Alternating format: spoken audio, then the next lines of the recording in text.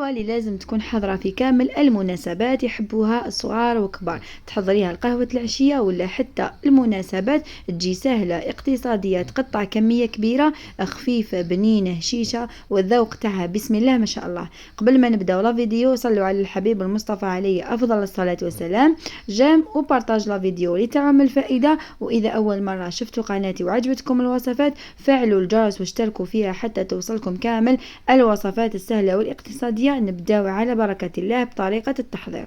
في ريسيبيو راح نديروا 4 حبات بيض بدرجة حرارة الغرفة، نضيفوا عليها قرصة من الملح، وراح نديروا هنايا 2 كيلات إلا ربع من سكر حبيبات.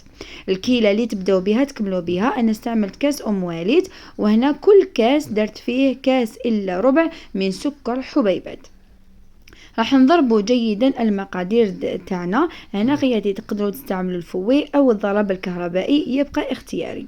بعدها راح نجيبوا 2 كيلات الا ربع من الزيت العادية. كل كيلة نديروا فيها كيلة الا ربع من الزيت العادية. هنا نبدأ نضيف بالتدريج. درت الكيلة الأولى راح نضربها جيدا، بعدها راح نضيف الكيلة الثانية وكما قلت لكم كيلة إلا ربع. راح نضربها جيدا، وضروري تخلطوا مليح المقادير حتى الزيت تختفي تماما. يعني إذا شتوا الزيت تبدأ تطفو من الفوق أعرفوا باللي ما ضربتوهاش مليح. ضروري تضربوها مليح باش كي نجو نشكلوا العجينة تاعنا ما تبداش تطلق الزيت.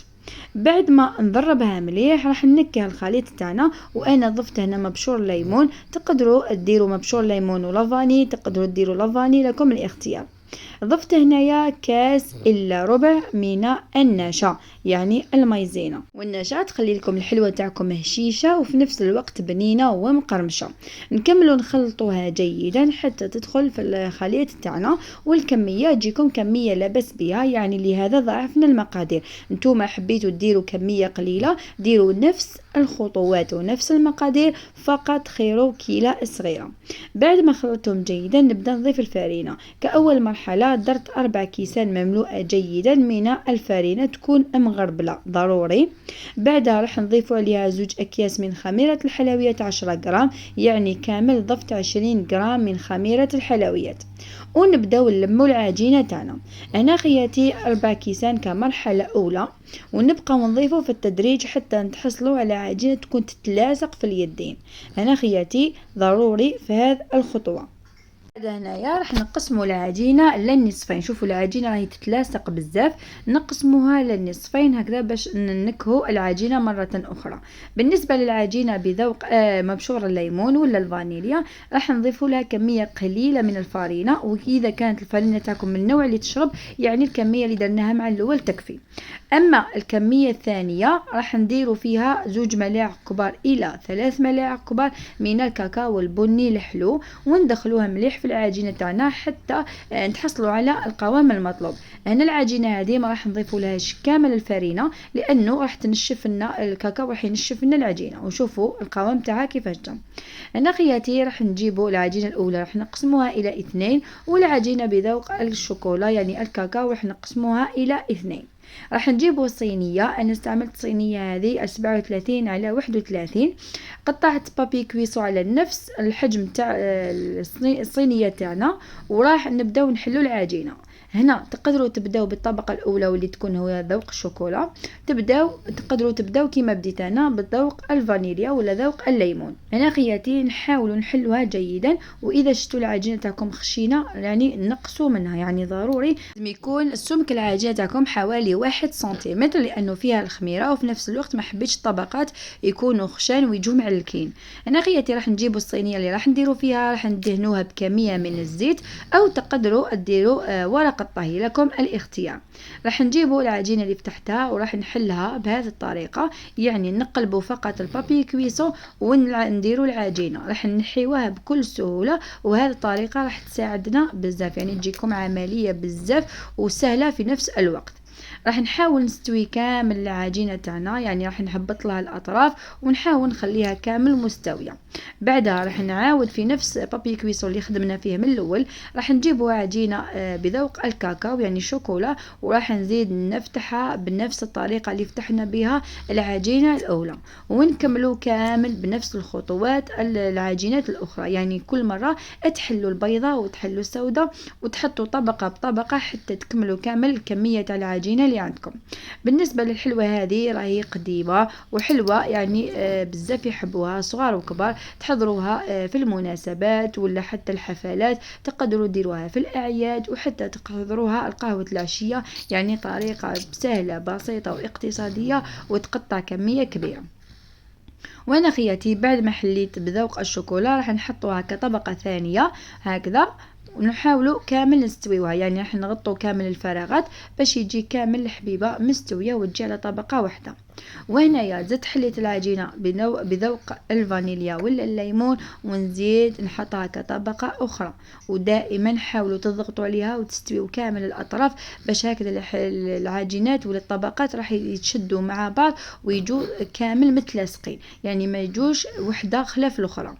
هنا راح نزيدوا كامل نستويوها جيدا بهذه الطريقة. بعدها راح نجيبوا العجينة الأخرى واللي هي آخر عجينة بذوق الشوكولا، وراح نزيد نحطوها كطبقة أخيرة بهذه الطريقة.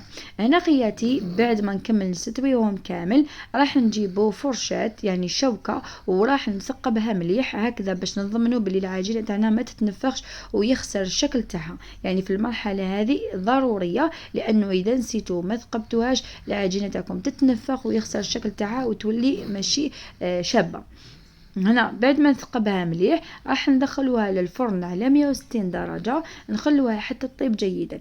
اذا كان الفرن تاعكم فونتيلي يعني ما يحتاجوش تحمروها من الفوق، واذا ما كانش فونتيلي يعني بعد ما تطيب جيدا حاولوا تحمروها بكمية قليلة من الفوق. بعد ما نخرجوها راح نقلبوها مباشرة في الصينية. بعدها راح نجيبوا المربى وندهنوا كامل الحبيبة تاعنا. بالنسبة للتزيين يبقى اختياري، يعني اللي متوفر عندكم تقدروا ديروه. انا فضلت نديرو بالمربى، راح يمدلو ذوق بزاف شباب ويمدلو طراوة في نفس الوقت، يعني راح يخلي لكم الحبيبة تاع الحلوة تاعكم طرية وبنينة في نفس الوقت. رشيت عليها كمية من الكاوكاو مرحي في المتوسط ولا في الخشن حتى يمد لها شكل بزاف شباب. وهي الحلوة تاعنا راهي واجدة، يعني مباشرة تقسموها وتقدموها وشهية طيبة تجيكم بزاف بنينة وبزاف رائعة. بعد ما كملت كامل زينت الحلوة تاعي راح نقسم لكم باش تشوفوا القوام تاعها من الداخل. طريقة تقطيع الحلوى يبقى اختياري، يعني كاين اللي يحب يديروا مربع ولا مقروطات ولا مستطيلات، يعني يبقى الاختيار اختياركم. يعني حيث الحبيبة تاعكم تصغروها ولا تكبروها، يعني الشكل يبقى من اختياركم انتوما. انا حبيت نديرهم مقروطات باش يجي الشكل تاعهم بزاف شباب، يعني تجي الطبقات واضحين يجوا شابين يجوا بسم الله ما شاء الله. راح نكمل كامل نقسم الحبيبات تاعنا وراح نشوفوهم في شكلهم النهائي. وهيلك الحلوة تاعنا راهي واجدة، شكلها بزاف شباب بزاف راقي تجي بنينة، الطبقات راهم واضحين والذوق تاعها بسم الله ما شاء الله. تجي فيها واحد الطرابة واحد البنة ولا أروع. صدقوني الحلوة هذه إذا جربتوها راح تعتمدوا عليها كل مرة، لأنه حلوة تستحق التجربة. واللي ذوقها عندكم راح يسقسيكم على الوصفة، لأنه وصفة ولا أروع. راح نقسم لكم شوية وشوفوا لي الحلوة كيفاش طرية وخفيفة والطبقات راهم واضحين والشكل تاعها بسم الله ما شاء الله. إن شاء الله الوصفة تاع اليوم تعجبكم وتجربوها. مشاهدة ممتعة، دمتم في رعاية الله وحفظه. إلى فيديو جديد إن شاء الله.